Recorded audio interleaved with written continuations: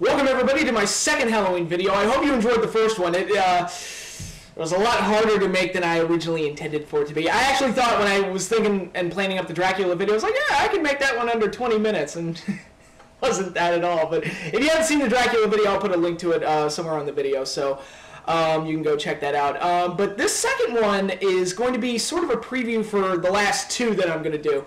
The last two videos that I'm going to do centered around Halloween is going to be nothing that spectacular. It's going to be a countdown of my top 20 favorite movies to watch at Halloween time. Which ones get me in the spirit for the holiday of Halloween. I made a list for my favorite Christmas movies and Christmas specials last year, but because of the nature of the holiday season, I just didn't have time to really elaborate on any of those options and really explain why those are my favorite Christmas specials and everything. But Halloween is a little less hectic, so I thought, you know what, I'll do it for Halloween and I'll actually explain all my options. So that's my top 20 favorite movies that I like to watch at Halloween. So you'll be seeing part one of that probably by the end of the week, and part two will probably be posted by the latest on Halloween Day.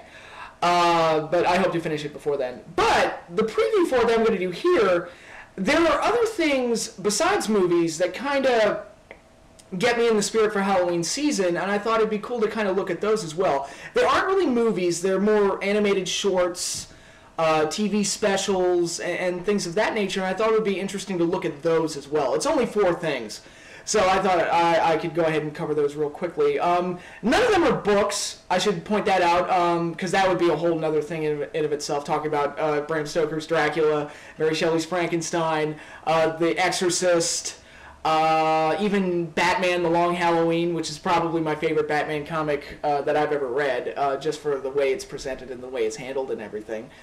Yeah, no books, just because that would just be a whole other thing all of in of itself. And I should also point out that the television show Tales from the Crypt will not be mentioned here, mainly because I didn't watch a lot of it when it was out. It's not a bad show, and I did enjoy it, but I never really got sucked into it. I can only think of maybe 4 or 5 episodes that I saw, and that's not really enough to really give the show its just due if I were going to talk about it in this video. Are You Afraid of the Dark is something that I watched, but it's something that was just a kid thing. Like, I liked it as a kid, but it didn't carry over into adulthood, so I don't have a whole lot of love for it in that aspect. Now, there is one thing on this list that I did watch as a kid that I still watch to this day as an adult, and it is kind of kiddie, but I really do appreciate it, and I think it's aged really well, so I'm going to talk about that. And also the show Mystery Science Theater is not going to be brought up on this, even though there were movies that were covered on that show that would be perfect for this, like Werewolf, The Touch of Satan, Manos, The Hands of Fate. I mean, those are perfect bad Halloween movies. And Mystery Science Theater is one of my favorite shows of all time. I love that show to no end. But I love the show so much that I'm kind of watching it all year long. Like, I don't think a month goes by where I don't watch at least one episode of Mystery Science Theater, because I just love that show. So it's not really something that I use to get in spirit for the Halloween season. It's something that I watch all year long because it's great. And there are great episodes like that would fit perfectly with Halloween. I watched Werewolf at a bachelor party a couple years ago, and it was a hoot and a half. But yeah, that's not going to be brought up either. So hopefully these 4 things I'm going to cover here you do see as Halloween appropriate and are worth talking about. Hello, I'm Shelley Duvall. Welcome to Fairy Tale Theater.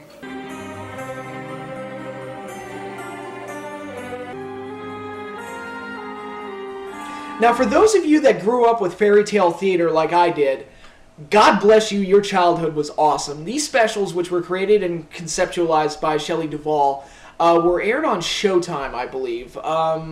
They started making them before I was born, and they got a lot of big names to be attached to some of these things. And it was basically these actors and these directors coming together to put on a fairy tale play. And that's what it looks like. You really do feel like watching them, especially watching them as an adult, that you're watching a play being put on for kids and they're acting out these fairy tales. So production-wise, they don't look stellar, but for little kids, they're great. And I think adults can watch them and enjoy them as well. I think they're very funny in times. Sometimes they're very serious. Sometimes they're just really dramatic and really well made. And they covered all the major fairy tales in these things. I think they did 26 of them. They did Snow White, they did Sleeping Beauty, they did Little Mermaid, they did Basically all the ones that Disney did. And they did a couple of weird ones, too, that I'd never even heard of, like the Dancing Princesses, the Princess Who Had Never Laughed, I think it was called. Just a couple of like little outliers that I guess exist, but I'd never really seen them anywhere else. And this was one of them. The Boy Who Left Home to Find Out About the Shivers. Again, I've never read this story anywhere else. I think the original title is The Boy Who Went Forth from His Home to Go Find Out What Fear Was, or something really absurdly long like that. I remember looking at the video, because I had them on VHS. I remember looking at the video, and The Boy Who Left Home to Find Out About the Shivers. That's a bit of a wordy title, but yeah, just to give you an idea of some of the names that they got attached to this thing. Vincent Price is the narrator, which is perfect. Christopher Lee's in it. Frank Zappa's in it. And you got Peter MacNicol playing the boy who left home to find out about the Shivers. And basically, it's a story about a boy who grows up in an unnamed country. At least in this special, it's unknown. Again, I've never read the original story. I don't know where he lives, but it looks like Transylvania, and all the villagers around the area are completely paranoid and superstitious because they live in this really spooky area. And this boy has no idea what fear is, so he leaves his home, leaves his family to go find out what fear is and try to get scared for the first time in his life. And this leads him on this mission where he's assigned this contest to stay in a haunted castle for 3 nights and defeat whatever it is that's haunting the castle. And he'll become king of the land and win the, get to marry the princess and all that stuff. And really all he wants, he doesn't want the treasure, he doesn't want any of, he doesn't want to marry the princess, he doesn't want any of that. He just wants to find out what fear is, and he's hoping that staying in this haunted castle will help him do that. Now, why this special really worked for me as a kid and why it really works now is that you've got horror icons like Vincent Price and Christopher Lee attached to it. Vincent Price's voice is great. Again, we never see him, he's just the narrator, but he's awesome. He's Vincent Price. You can't get any better than that. And a lot of the settings look really spooky, like when they're in the castle and when they're in the village, and it's just very gloom, very spooky, and really a nice callback to the old school horror films, which, names like Christopher Lee and Vincent Price are perfect for that. The castle in particular is a really cool set piece. And in addition to all the horror stuff going on and all the cool imagery that they have going on, the special is really funny and really kind of dark in its humor. I don't want to give too much away, but they make a lot of humor out of the fact that all this scary stuff is going on, and the boy is not frightened at all by what's going on, and they get a lot of humor out of that, and it's really, really funny. And I really enjoyed the special for that. And they do some things that are a little violent and a little dark, especially for something that's made for kids. And maybe I was just a messed up kid, but I thought it was really funny. And, and it's really cool to see what happens as the story progresses, like what he faces on each night. From what I've heard, what they do in the Fairy Tale Theater special is very different from the original story and what he actually confronts each night. But night 1, he fights like a Grim Reaper type of thing. Night 2, I don't dare spoil because that's the best part of the whole special. I think it's the funniest, and I think you get the coolest visuals out of it. And it's really a funny thing that they do with what happens in Night 2, and I'm not going to dare spoil it. And Night 3 is the big climax and everything. Now, if I have one knock against this special, it's when the ultimate reveal of what is haunting the castle and why the castle is being haunted is really, really kind of lame. And even as a kid, I was like, wow, that makes no sense and is really stupid. But other than that, I thought the special was very entertaining. I think it's really funny, and I like a lot of the imagery. It really stands out among the Fairy Tale theaters because most of them are kind of cute and bouncy. This one's really kind of dark and gloomy, and I think they got a lot out of that. So, yeah, I mean, if you ever have a chance to check out any of the Fairy Tale theaters, I highly recommend it. I think they're great. I think they're great for kids. And I think, especially if you watch them as a kid and you watch them now, you catch a lot of things, a lot of little in-jokes that make it even funnier and really more entertaining now. I recommend checking out Three Little Pigs and Jack and the Beanstalk especially. Those two are really, really funny. But this one was always my favorite. It's such a rare story. Disney never covered this, as far as I know. I heard that Jim Henson made a version for his Storyteller, but I never watched any of the Jim Henson Storytellers, which is shocking because I'm a huge Jim Henson fan. But I've never seen this story told anywhere else, so this one kind of stands to me as a definitive telling of this story. And I think it's really cool. So if you want to see Christopher Lee doing cool stuff, if you want to see, listen to Vincent Price tell a really cool story, if you want some cool, funny stuff going on in what's supposed to be a kid's special, I check it out. Fairy Tale Theater is a blast, and this one is actually my personal favorite. Oh my god, the Simpson Halloween specials. Without a doubt, the best Halloween specials in the history of television. They are amazing. Amazing. Especially the earlier ones, like the first 10 or 11 or maybe 12. Just great, excellent animated shorts. The typical tradition was to have 3 short stories based on Halloween, all of them non-canon towards the Simpson universe. So it was really just free range to do whatever the hell they wanted. And parody anything they wanted and tell whatever kind of story they wanted, all fitting within the theme of Halloween. And they were just amazing. They were just wickedly funny, really creative, great visuals, and just excellent parodies. You were always getting new stuff out of these shorts. And to be honest, even though I think The Simpsons has long since overstayed their welcome, these Halloween specials are still kind of good. I saw the last one, and, the Paranormal Activity parody was pretty good. So they're still able to hit their home runs every now and then. So, but my heart is with the older ones. My favorite complete specials that they did were number 3 and especially number 5. I think number 5 is the best. Number 3 was the one where they did the King Kong parody where Homer was King Kong. That was really funny. That was the one where they did Clown Without Pity, which is I guess a parody of Child's Play where the Krusty doll comes to life and tries to kill Homer. Wickedly funny, amazing humor out of that one.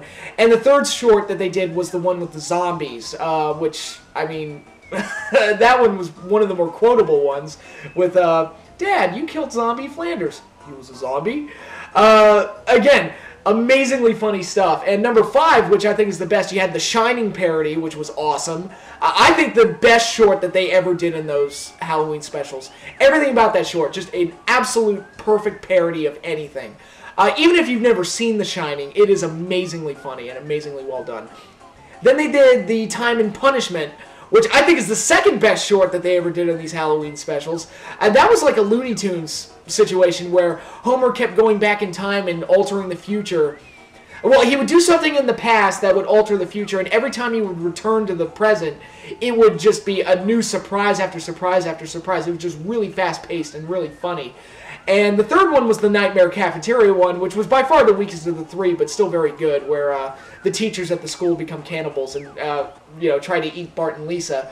And it's still pretty funny, but what ties all the shorts together that I really like is a really great running gag, which, again, I'm not going to spoil if you haven't seen it, but there's a running gag that carries out through all 3 shorts, and it's really, really funny. And, of course, it all ends on a musical number, which is great, but the Simpson Halloween specials are just awesome, and I could sit here all day and talk about the shorts that I really like. The dolphin one, awesome. That one's probably the most violent, and because of that, it's really funny, because the way they do all the deaths is really creative and really funny. There's the one where they get the monkey paw that makes all the wishes, that makes the Simpsons' life worse. There's the Jerry Springer parody that was really good. With the presidential election coming up, I highly recommend checking out Citizen Kang, where Kang and Kodos take over. This was the '96 election at the time, so it was President Clinton and Senator Bob Dole, and they take over them and take their places, and so the election is run between Kang and Kodos, 2 aliens that want to take over the world. And again, really, really funny. I really do appreciate the political parody there.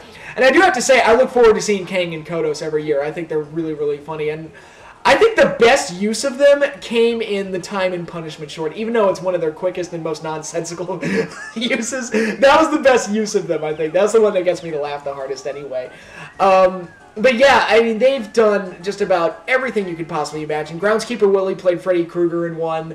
And you get 3 shorts every year, and they're typically really, really funny. And like I said, the earlier ones are the best, but it's always a special treat to see these things every year. And the Simpsons Halloween Special, Treehouse of Horror, whatever you want to call them, they're just fantastic. I love them to death.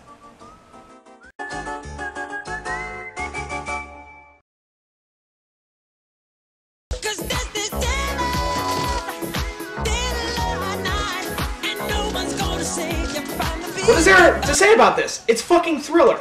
Who doesn't love Thriller? I mean, at his best, Michael Jackson, and I don't know how, was able to come up with some of the most entertaining songs and music videos ever. And I'm not a fan of pop music, but Michael Jackson, goddammit, when he was at his best, he was the man. I think Smooth Criminal probably has better dancing than this one, but Thriller is my favorite music video of all time. I'm not even gonna, mix words about it. It's just the set pieces and Vincent Price's narration. Again, you get just hearing Vincent Price's voice attached to anything is awesome, and all of it tied in with a great song and a great dance number and great visuals of Michael Jackson becoming a werewolf and a zombie. Why? I don't know. It seems like they're trying to tell a story with this about him torturing his girlfriend on Halloween. I don't know. Makes no sense. But it's just a lot of fun. The beat is catchy. The dancing is great. The set pieces are great. Vincent Price is great. Everything about this music video is just amazing. And if you can't get into Halloween after watching that, I don't know what to tell you. It's one of the most amazingly entertaining things I've ever seen produced, ever. It is absolutely awesome. It's Thriller time, baby. What else is there to say?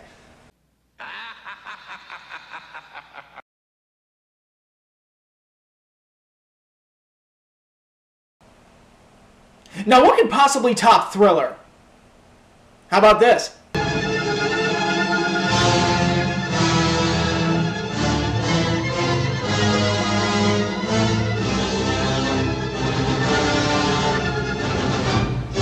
The Night on Bald Mountain sequence from Fantasia. Now, I said that none of these specials were movies, but this one is part of a movie.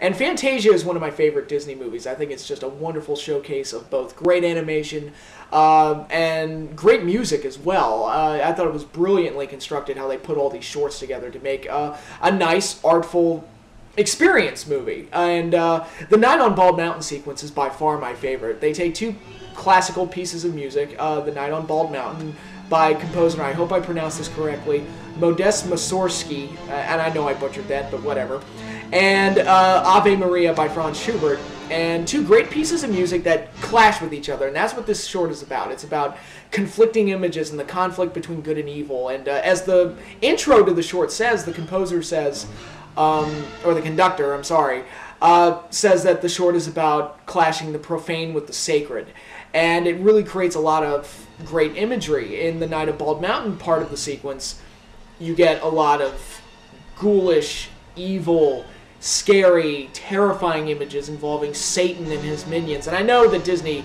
in a marketing ploy, renamed the character, the big bat creature, the Chernombog or something like that, but it's Satan. It's supposed to be the devil. And him just having just a night of God knows what with his minions, and it creates a lot of great imagery, a lot of it very scary and very intense, but beautifully animated all the same. And then when the Ave Maria part starts, you get the sacred part, and it's very slow, beautiful, light, and just a complete contrast to everything that we'd seen before with the Night of Bald Mountain. And it really is just a really well-constructed short, and great music, obviously, and the part of it, though, when you see all the monsters and the devil and the fire and all of that stuff, really powerful imagery, and in my opinion, some of Disney's greatest work of all time. I love this short, and whenever I see it, it just screams, terror and horror and, just great imagery, which is perfect for Halloween. We all love to be scared on Halloween, at least a little bit, and it just opens the door for things like this to be created. And I just love this short. It gives me an even greater appreciation for the type of animation that we expect out of the Walt Disney Company.